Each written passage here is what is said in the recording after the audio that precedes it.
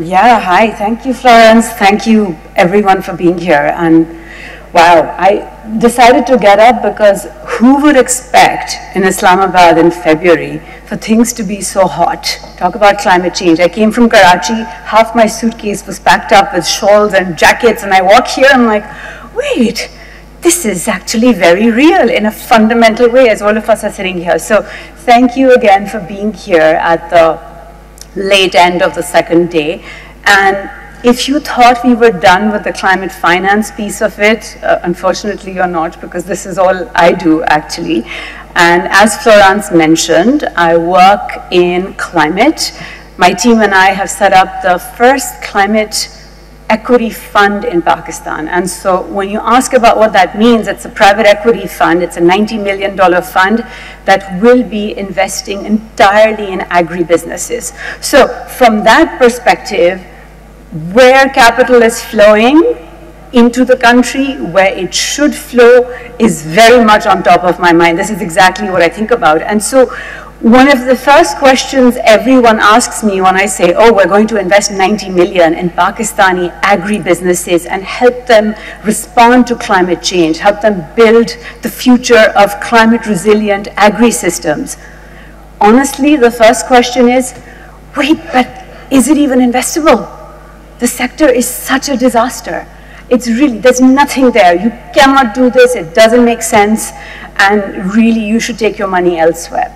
And so at that point, I give them a couple of statistics, which I'll share with you. You know, the sector is, Kazim touched on some of these. These are the things to be optimistic about. It's $90 billion contributing towards our GDP. We are truly, and this was a surprise to me because I'm not deep in agriculture. I learned we have the third largest stock of livestock, third largest producer of dairy.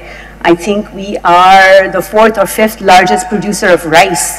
So much happening, and over the past few years, when you look at the growth of the economy, the agriculture sector actually has been growing at 3 times the growth of the economy.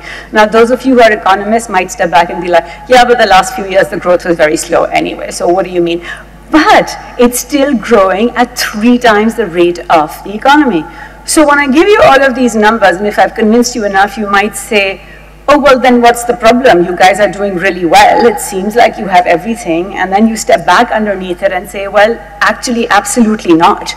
And it's not just because of the havoc that floods have wreaked on Pakistan. We saw it in 2022, a third of the country underwater. We talked about it. But really, at its core, when you look at over 85% of your farmers, most of whom are small, by the way, do not have access to finance. And what that means is they're not able to invest in actually planting what should be the right thing for them to plant, given what the market is telling them. They just don't have the financing. They don't know how to store. We end up wasting a lot of what we produce. Our yields are very, very low. So we're doing this well with such low yields. So that should tell you about the fundamental, you know, the ability we have to actually produce so much more.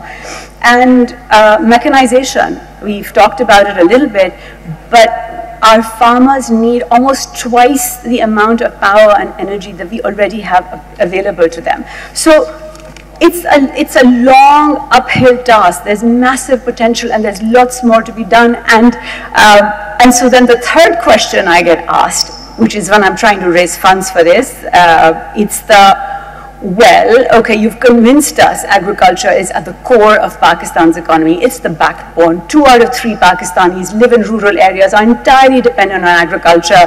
It feeds into every sector, all our export sectors. It is so high potential. There's so much you guys can do. Why hasn't it happened already? That's the question then. Why is it that we're still talking about lack of storage capacity, lack of access to credit, lack of power on farms, the wrong seeds, the wrong information just not being available?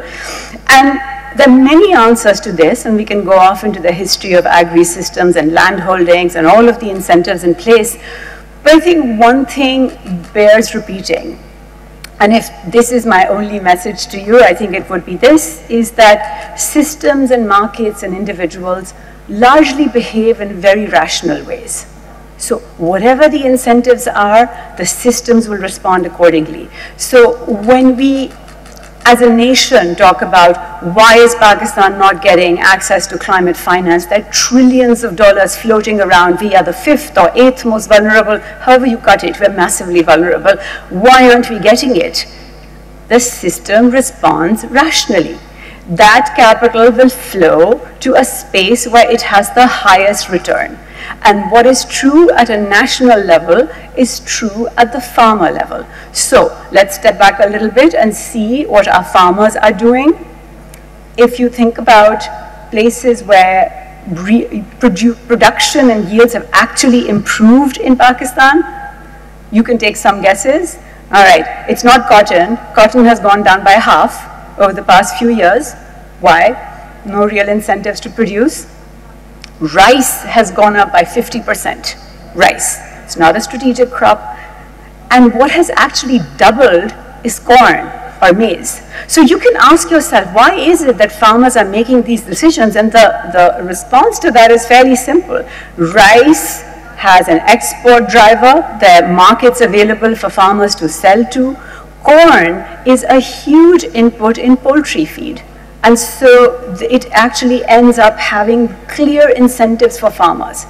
We can keep telling farmers to use climate resilient regenerative models of producing, but unless we create the right marketplaces for them, the right incentives for them, it is not going to happen.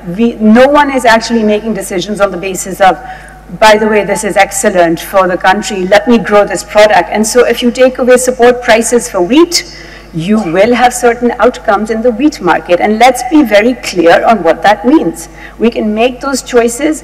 All of them have an outcome. Markets, individuals, companies, private equity funds like mine work in very, very rational ways. So as we sit here, we can think of ourselves as consumers.